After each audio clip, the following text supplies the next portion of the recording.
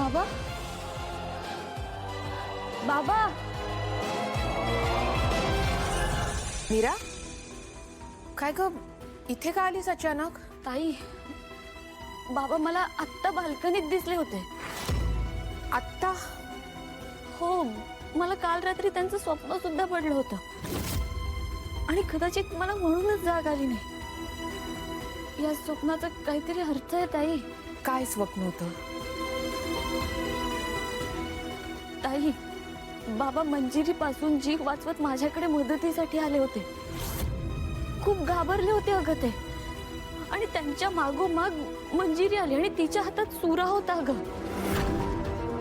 मी बाबांना वाचवण्याचा खूप प्रयत्न केला, वेदाच्या बाबांना उठवण्याचा प्रयत्न केला, पण मंजिरीने माझ्या डोळ्यासमोर बाबांना सुरा खुपसून मारून टाकला. मी काही करणार इतक्यातच माझं स्वप्न तुटलं अगं.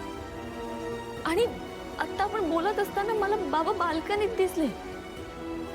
ताई, बाबांच्या गळ्यात रस्सी होती आणि त्यांना कोणीतरी खेचून घेऊन गेला का.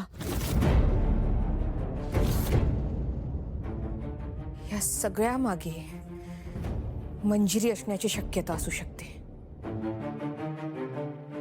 मीरा, आधी तिला शोधावं लागेल. ताई, सकाळपासून ना तीच कुठे दिसत नाहीये, म्हणून मला जास्त भीती वाटते अगं. हे बघ ताई, काहीतरी गडबड आहे.